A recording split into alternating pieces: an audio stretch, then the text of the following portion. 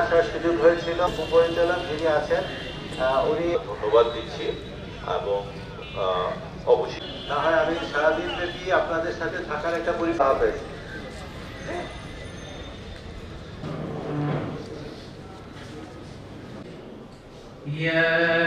এই যে নৌকা আলোচনা অনুষ্ঠানে পবিত্র গীতা থেকে পাঠ করবেন জনাব মেধাস